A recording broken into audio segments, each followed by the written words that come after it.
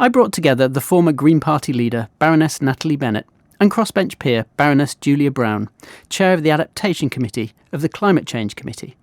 Midway through the summit, how do they think it's going? First, Baroness Brown. I'm surprisingly positive, and much more positive than I was expecting to be. Before the COP started, we had the UNEP report saying we were on track with commitments and pledges to 2.7 degrees of warming. We now have 90% of global GDP covered by net zero commitments. And it looks like, in terms of commitments, we're on track to something closer to 2 degrees of warming. Natalie Bennett? I'd agree that Julia is right that we're further forward than we expected on commitments, but I think that key word is commitments. What we have is a lot of promises, and whether you look at the deforestation pledge, the methane pledge, or finance offerings, they're all people who say they're going to do things, often quite in a long-term kind of way, and there's very little detail or no detail at all about how this is going to be tracked, how it's going to be checked, what steps are going to be taken if countries aren't living up to their pledges. Julie, is the government doing enough to prepare, whether it's in terms of infrastructure or other means, for global warming?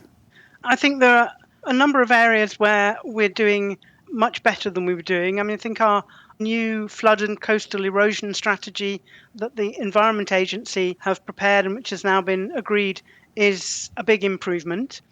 We're not yet seeing anything like enough action on overheating. For example, we haven't seen any changes to building regulations or any requirements for new build.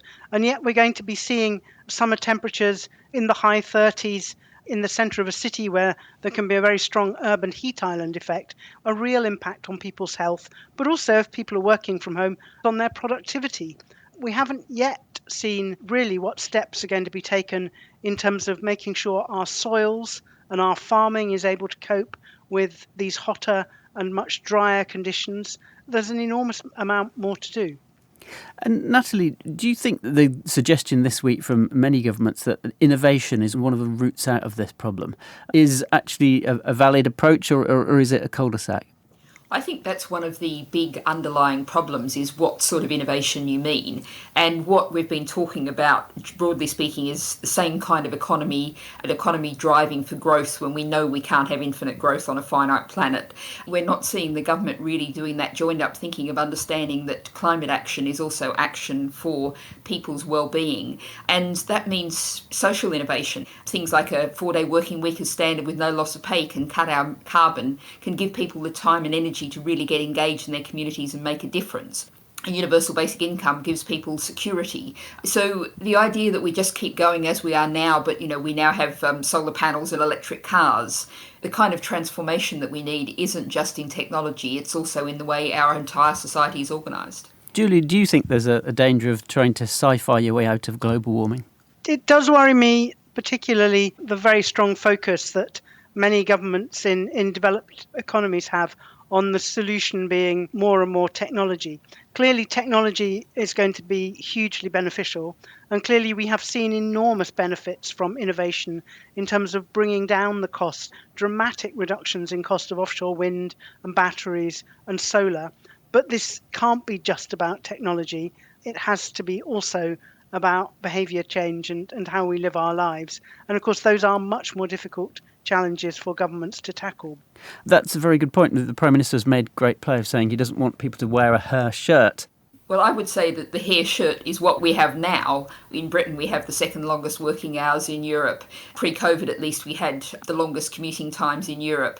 People who, their life is so miserable, 0 hours contract insecurity, people feel like, I've got to get away, I've got to have that holiday. If we actually have a far better quality of life for people in warm, comfortable, affordable to heat homes, they may have less stuff in their life, but they have more time to do the things that they actually want to do. Julia? I think we got some very good insights from the Climate Assembly that Parliament organised with members of the general public, where people did, I think, make very clear the kind of range of change in behaviour they were prepared to make. We've used that a lot in our work on the Committee on Climate Change, and I think the government could use that more in terms of people are prepared to make some changes. Do you think there are lessons from the COVID pandemic that we can help use to develop a reaction to climate change? For example, there's been a shared sense of an emergency over that. What COVID demonstrated is that it's very hard for people to act as individuals. They need to act collectively, and we need to change systems. It's no good telling people, leave your car at home and take the bus if there is no bus service that runs when you need it. We've got to make the environmentally friendly thing the cheapest, simplest and easiest thing to do. The system we've seen with COVID can change very, very quickly when it has to. Well, it's certainly shown us how we can do new science and turn it into product very quickly. It's shown us that we can change our behaviours very fast when we have to. It's shown us, I think, how much we value green space. And it has really, I think, highlighted for us in the UK just how important our overseas supply chains are, which for me reinforces how we have to support less affluent countries in their adaptation measures, because we do want to continue to be able to import tea and coffee and coconut and all sorts of good things we can't produce in this country. Baroness Brown and Baroness Bennett on the need to get a fair cop rather than unfair cop this week.